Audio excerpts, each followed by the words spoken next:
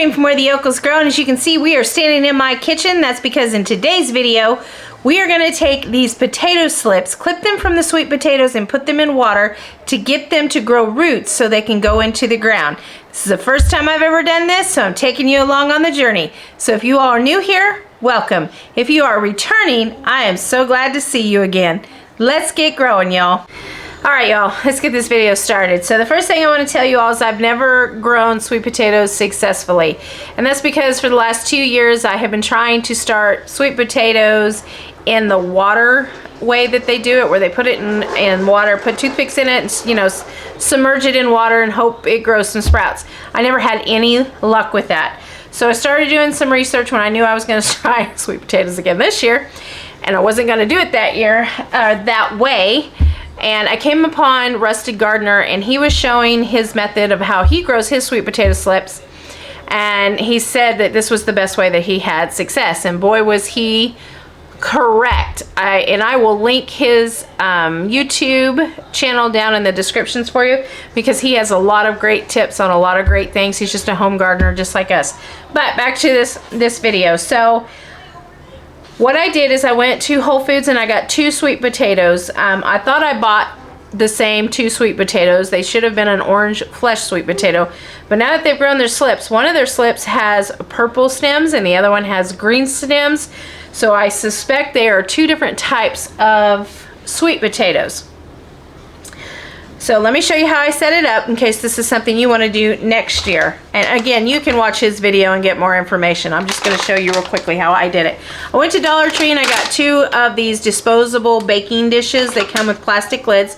$1.25 for 2. And then I got the soil that they had up there that was an organic potty mix, and that was $1.25. So in total, this little basket of mini slips cost me $4.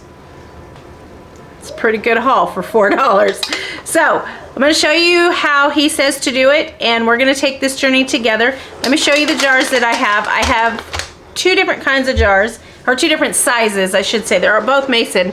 I chose to do the wide mouth instead of the narrow mouth. I just felt that putting the sweet potatoes in when they come out, we don't want to tear these roots that develop.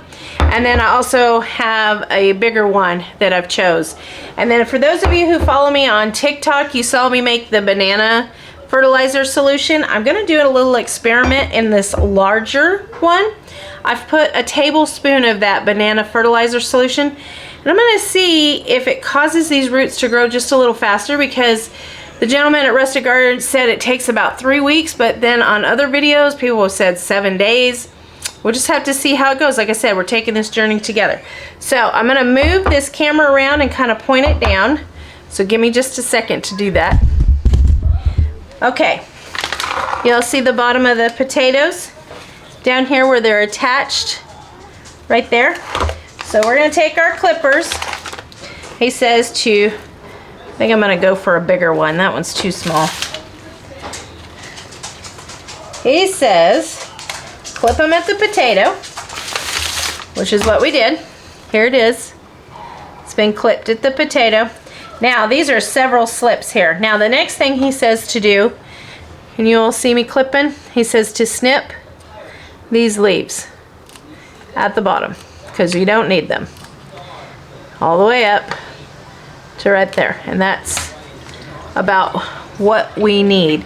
He says that where each leaf that we clipped off will grow roots. So we're going to put that in there. Now that was the one that's the green stem, and that's the one that's right here that has the green stem. Now I'm going to take one. Do y'all see the difference in those? Bring it up a little higher. Do y'all see the difference, how they're purple? They're not green, they're purple. So let's do that one. Clip one off here at the base again, and we're going to take the leaves just like that, and we're just going to put it in water. Let me show you how to do this one again.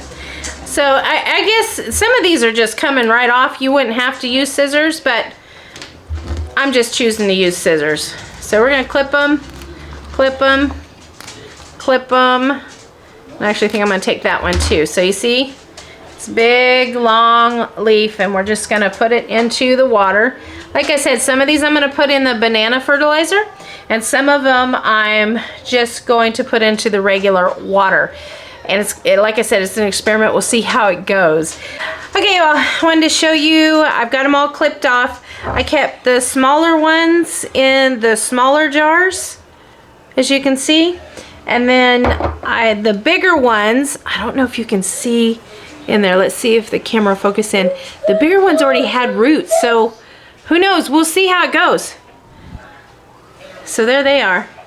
Those are the bigger ones. And then we have smaller ones on here, and I'm actually going to leave these on here until they get a little bigger, and then I'll clip these off. But while I have you here, we're going to give them some of this banana fertilizer. Just a little bit, just like that. And voila. So let me know down in the comments, have any of you grown sweet potatoes, or how did you start your sweet potato slips? This is the furthest I've ever gone with getting sweet potatoes to actually do something. I've had so many disappointments and so many failures in the past. This is the first time I've had success in getting potato slips. So from this point on, it's kind of a journey in trying to, you know, get the roots to grow in the water and then put them out in the soil and actually get a harvest of sweet potatoes. So again, let me know down in the comments, what did you do once you got your sweet potatoes into the ground? Was there a particular fertilizer that you used that you felt made a better harvest at the end? Or, you know, do you wish you had done something different so you could have had a better harvest? Or, you know, just let me know, good or bad, success or failure. It's good information for those of us who are out here starting out our sweet potato journey. But again, you know, like I said, I'm not a first-time gardener, but this is my first time to get this far with sweet potatoes. So pretty excited about that. At least I had some success that way, even from this point on if it fails. We've had this much success, and we'll learn from any failures that we have. You know, thanks for hanging out with me, you all, today. I really appreciate it. And if you're new here, please don't forget to subscribe and hit that notification button, because new videos are posted often. Please give us a like and a thumbs up. It allows our channel to continue to grow. Until I see you in the next video, you all, you keep growing, you keep your heads up, and I'll see you then. Bye-bye.